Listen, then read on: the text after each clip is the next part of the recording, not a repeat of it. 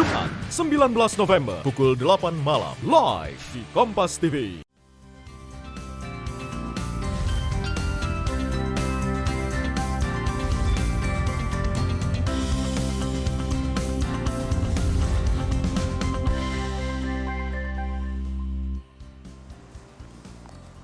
Halo, selamat pagi pemirsa. Bagaimana kabarnya Anda hari ini? Senang sekali rasanya bisa berjumpa lagi di program Ayo Sehat, tentunya dengan sejumlah informasi dan juga inspirasi seputar dunia kesehatan. Tentunya kami juga akan mengundang narasumber yang ahli di bidangnya. Masih bersama saya, ada saudara saya, kakak saya, ayah saya, Ate. Bang Ate. Bang. Apa ya? Lagi ngapain sih Bang? Serius banget. Oh, udah mulai nih. Udah, itu sapa dulu dong pemirsa Ayo Sehat, Halo, Bang. pemirsa, soalnya tadi lagi baca berita seru. Berita apa sih Bang? Ada ibu hamil mengandung vitamin C tadi. Jadi situ sih. Enggak, Baca jadi apa ini dong? ada artikel nih. Ah. Lo tahu pesawat-pesawat selebritas dunia itu lagi ada yang menarik nih dari mereka. Lo Termasuk tahu abang? nggak? Ada Michael Jordan, ya kan? Emma Watson, sama siapa lagi tuh Howie Mandel. Howie Mandel. Mereka tuh punya kesamaan ternyata. Apa tuh Bang? Arisan? Sama-sama punya ADHD. Punya ADHD. Tahu nggak ADHD lo? ADHD tuh singkatannya kalau nggak salah Attention Deficit Hyperactive Disorder. Ih, bagus Bener banget nggak tuh? bahasa Inggris lu. Lama di Jerman. Bener banget ya. Tadi. Kenapa tuh? Tapi lo nggak usah jelasin dulu apa ya, karena nanti gue bakal ngundang ada psikolog gitu teman gue. Gue kan temenan sama psikolog banyak Temennya apa abang yang ke psikolog nih? ya. Gue sih yang ke situ. Oh, yang ke situ. Karena kan gue habis healing ya. Oh, habis healing. Pas banget nih Bang Ate. Apalagi kan pemirsa ya sehat, apalagi yang untuk orang tua nih bisa lah. Tema ini menarik banget, apalagi ADHD ini bisa diketahui sejak anak-anak. Nah, soal yang pesawat tadi Bang, lanjutin dong. Masa di Ini gue sampai situ mau aja? lanjutin, tapi gimana ya, sambil nunggu tamunya aja yang datang biar dari ahlinya ya Oh, kan, boleh, kita boleh, biar boleh, nggak boleh, salah boleh, gitu. boleh. Ini gue ada informasi dulu dari para selebritas dunia tadi yang gue sebutin. Kita lihat dulu, ini dia.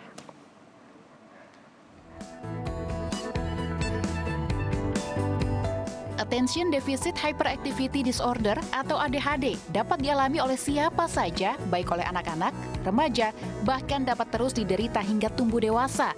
Seorang anak dengan ADHD biasanya merasa sulit untuk sukses di sekolah, menyelesaikan tugas di rumah, atau bahkan dalam pergaulan. Namun, jika penderita ADHD mendapatkan penanganan yang baik, tidak sedikit dari mereka mendapati karir yang luar biasa. Beberapa selebritas dan atlet papan atas ternama bahkan mengidap ADHD sejak masa pertumbuhan. Salah satunya adalah pebasket Amerika Michael Jordan. Selain menjadi atlet ternama, Michael Jordan juga merupakan pengusaha yang sukses. Beberapa ahli mengatakan satu alasan mengapa begitu banyak atlet dengan ADHD mencapai kesuksesan monumental adalah karena mereka mampu menempatkan dirinya di area yang berbeda dengan pemain lain. Lalu Emma Watson yang sukses dalam industri film Amerika.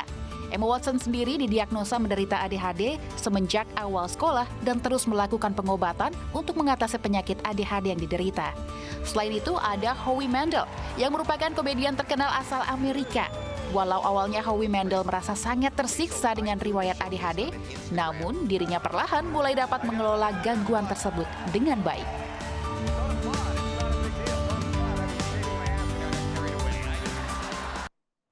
Nah, pemirsa, sesuai yang dijanjikan oleh Mas Ate, Yoi. celing, Kita sudah ada panggilkan Mbak Irma Gustiana, Irma. psikolog klinis anak. Ya. Selamat pagi, Mbak. Selamat pagi, Mas Mbak. Selamat pagi Mas Cantik Ate. banget ya Mbak Irma ya. Pasti sering skincarean nih, glowing soalnya. Cerah banget ya lampu jauh. Soalnya diundang ke sini, Wih. jadi nambah glowing. Biasa gombal belum dikasih makan. Mbak. Nah, Mbak Irma, ini Ya. kita bicara mengenai ADHD. Sebenarnya ADHD itu apa sih, Mbak? Oke, tadi kayaknya udah fasih banget gitu ya menyebutkan apa itu istilahnya. Jadi kalau kita bicara dalam bahasa Indonesianya, ini adalah gangguan pemusatan perhatian yang disertai dengan hyperaktivitas ya. Oh. Jadi ini adalah gangguan perkembangan dan juga neurologis gitu. Jadi memang ada hal yang terkait dengan fungsi neurologisnya ya gitu ya. Jadi sarafnya ya. Dan ini biasanya membuat seseorang yang memang mengalami ADHD ini sulit konsentrasi, terus kemudian gelisah, lalu kemudian juga biasanya mengalami masalah yang terkait dengan kesulitan belajar. Oh, Dan juga yang terkait sama masalah regulasi emosi. Nah, ini yang biasanya terjadi pada mereka yang mengalami ADHD ini. ADHD. Tapi kalau di Indonesia itu yang mengalami ADHD, angkanya apakah banyak, Mbak? Oke, jadi sebenarnya kalau kita bicara terkait dengan data statistik, itu sampai sekarang memang belum ada data yang exact banget gitu ya tentang anak-anak atau remaja atau dewasa yang memang mengalami ADHD gitu. Tetapi kalau dari datanya Badan Pusat Statistik Nasional, ada sekitar 82 juta anak termasuk di dalamnya anak ADHD gitu. Jadi yang memang anak-anak dengan berkebutuhan khusus gitu ya, ada sekitar 82 juta ya anak-anak di Indonesia yang mengalami gangguan perkembangan. Nah, di dalamnya ada anak ADHD. Lalu biasanya prevalensinya lebih banyak terjadi pada anak laki-laki. Oh gitu. Jadi ya 4:1 sampai 4:1 sampai 9:1. Jadi 4 anak laki atau 9 anak laki, satunya perempuan. Oh, jadi yang termasuk ADHD itu kategorinya apa tuh, Mbak? Jadi kalau kategori ADHD sendiri ini ada tipenya nih, Tipenya? Mas Ate. Ya, jadi ada tipe yang inattentif atau Inattentif. kurang perhatian, kemudian ada yang tipenya hyperaktivitas disertai impulsivitas, ada yang tipe kombinasi dari dua hal ini ya. Dan ini semua didiagnosanya sebelum usia 7 tahun. Contohnya nih gitu ya, ada beberapa gejala yang muncul. Pertama, sering kali lupa. Ya, sering lupa enggak Mas Ate? Kayaknya udah lupa. Kayaknya iya. Sering kali lupa, terus kemudian sulit konsentrasi, gelisah. Jadi kemudian ada hyperaktivitas fisik gitu. Jadi melakukan gerakan-gerakan yang kita ngelihatnya kayaknya nggak penting nih untuk dia lakukan. Tapi dia secara alami melakukan banyak gerakan gitu ya. Biasanya juga sulit untuk duduk tenang. Kalau udah jadi orang dewasa, itu jarang ada yang bisa kerjanya di back office. Jadi seneng kerja yang mobile. Gitu. Terus kemudian beberapa juga sulit untuk bicara yang sistematis lah gitu ya, suka jumping. Jadi kurang lebih seperti itu. Itu oke lah, baik. Nah, Mbak Irma, ini menarik banget nih menarik pembahasan kita. Bang Ate juga kayaknya ngedengerin banget nih Sampai kayak sampai kayaknya bengong gua ada. ini. Tapi kita harus jeda dulu nih, Mbak Irma, Bang Ate. Pemirsa jangan beranjak dulu, tetap di Ayo Sehat.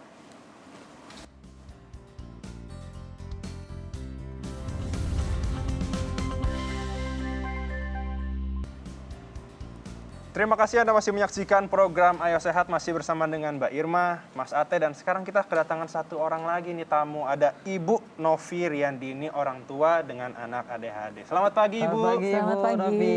Bagaimana kabarnya Ibu? Alhamdulillah. Alhamdulillah. Nah, Ibu, ini kan kita lagi ngebahas soal ADHD. Ada Mbak Irma juga, ada Mas Ate nih yang pengen tahu banget soal ADHD.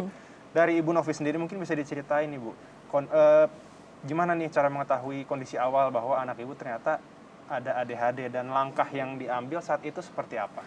Ya, sebenarnya yang ketahuan ADHD dulu saya. Oh, Ibu dulu. Tapi telat ketahuannya di tahun 2002 lah. Saat itu anak saya yang pertama itu sudah umur sekitar 3 tahun, 4 tahunan ya. Dan akhirnya begitu saya melihat anak saya di saat masa TK-nya itu saya ngeliat kok masa kecil saya berulang gitu ya. Jadi ya mulai saya ajak terapi, saat itu memang pendekatannya dengan psikiatri ya, dan ditambah lagi dibantu dengan terapi-terapi dengan psikolog gitu. Gitu. Jadi terapi ada ya berarti? langsung terapi berarti yang dilakuin. Nah, perubahan apa itu Bu yang dirasain pas habis terapi gitu, melakukan terapi? Kalau di masa sekolah itu bisa terlihat dari simpelnya gitu ya. Sebelum diterapi anak-anak tuh biasanya tiap hari libur, tiap minggu pasti orang tua dipanggil. Ini anak bikin masalah nih gitu. Jadi biasanya anak ADHD kalau orang yang tidak mengetahui dianggap iseng. Terus kelewat iseng, terus ngeganggu gitu ya. Pecicilan gitu ya, Bu. Pecicilan. Ya, itu kejadian di masa kecil saya gitu ya, di mana saya ngeganggu teman banget gitu. Nah, jadi itu sudah mulai menurun dan nilai pelajaran pun udah bisa kelihatan tinggi pelan-pelan gitu. Karena daya konsentrasinya lebih baik. Nah, tapi Mbak Irma ini kan Ibu Novi ini langsung membawa anaknya ke psikolog setelah beberapa kali dipanggil ya Bu ya? Berarti ada pengalaman dipanggil juga? Saya memang terlalu dekat dengan anak. Bonding saya dengan si kakak ini waktu kecil lumayan dekat. Jadi memang saya melihat, begitu saya tahu saya ADHD, saya agak aware sama anak saya. Saya tidak mau masa kecil saya berulang gitu ya. Jadi begitu saya ngelihat ada kemungkinan di ADHD, Langsung? dan kebetulan juga saya memang dekat dengan tim medis waktu itu ya. Iya. Jadi ya saya langsung bawa.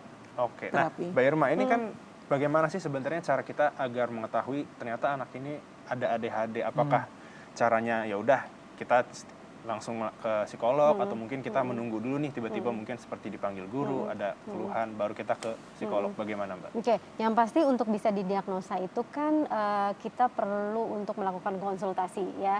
Kalau kita di rumah sudah melihat ada sesuatu yang berbeda nih dari anak kita sebetulnya dari orang tua tuh mesti aware gitu ya. Oh, ya. Jadi mungkin nggak ADHD, tapi mungkin yang lain. Jadi intinya adalah kalau misalnya anak menunjukkan perilaku yang terlambat atau sangat berlebihan dalam konteks dia adaptasi di usia-usia yang di bawah 7 tahun terutama, itu sebetulnya kita harus segera melakukan konsultasi kepada ahlinya. Karena ya kalau misalnya semakin dini intervensinya juga makin cepat kan, Betul. terapinya juga makin bisa diberikan, kemudian treatmentnya juga tepat. Kalau kita memilih sekolahnya juga nanti bisa menyesuaikan dengan kondisi anak gitu. Baik. Nah, sebagai orang tua, kalau Ibu Novi gimana tuh? Apa yang harus diperhatiin gitu untuk mendampingi putra-putrinya yang mengalami ADHD?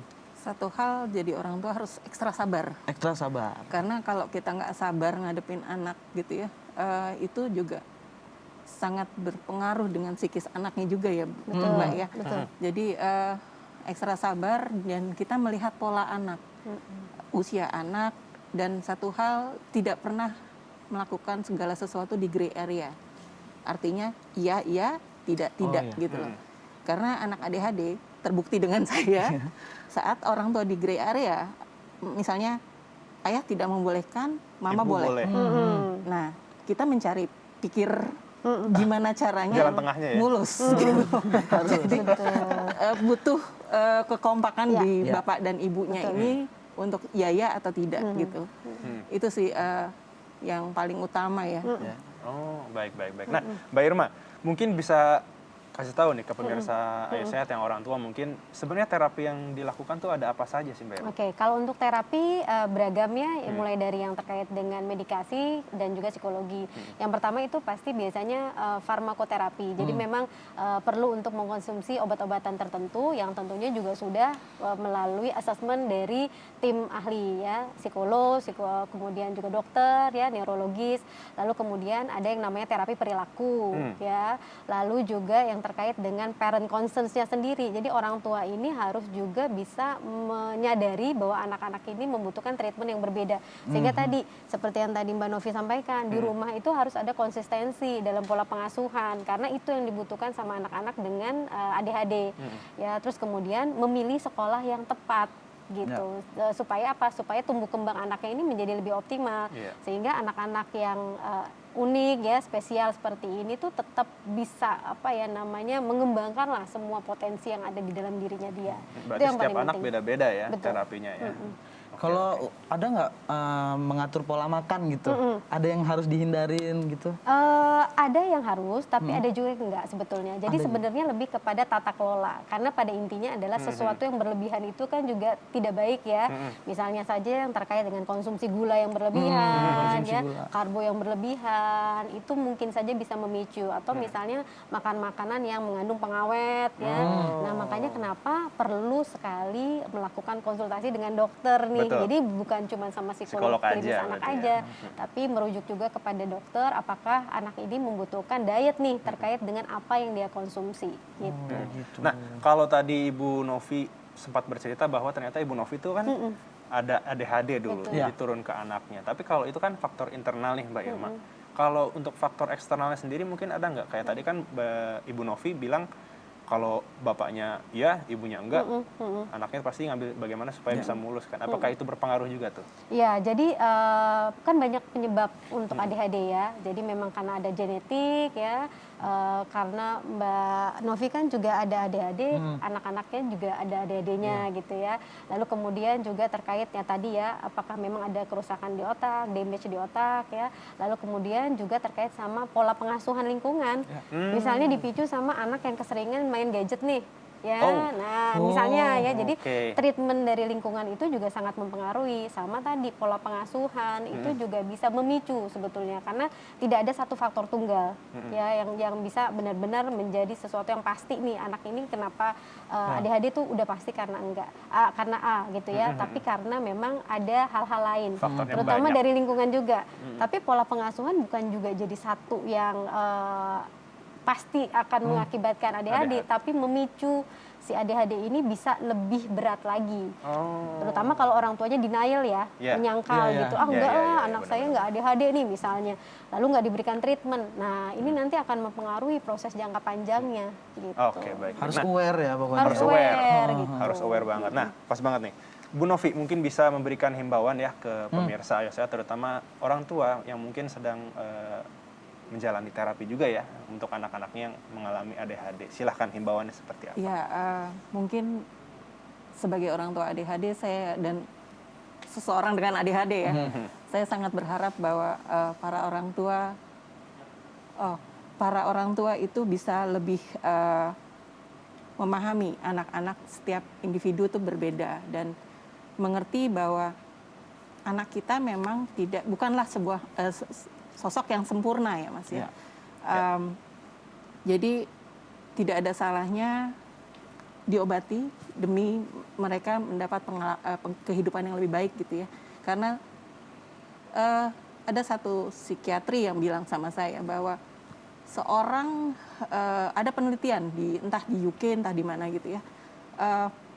Serial killer itu rata-rata orangnya IQ tinggi. Dan saking pinternya dia memikirkan semua kejadian itu, butuh ratusan orang untuk memikirkan apa yang dia lakukan gitu. Ya. Jadi satu hal lagi yang perlu diingat bahwa kami ini tidak ingin mendapat stigma anak bandel. Ya. Itu sering kali yang terjadi pada orang tua, selalu melabel ini anak bandel. Oke. Padahal kami butuh dirangkul. Ya. Berarti tidak hanya dari dalam saja, ternyata butuh Ya. kelompok-kelompok juga dari luar juga ya. Iya. Baik, terima kasih. Terima kasih. Ibu Novi dan juga Mbak Irma kasih, untuk Mas. kesempatannya Juga. hari ini. Semoga ini informasinya berguna banget nih, terutama untuk pemirsa Ayo Sehat di rumah. Nah, pemirsa jangan beranjak dulu. Kita harus jeda sejenak, tetap di Ayo Sehat.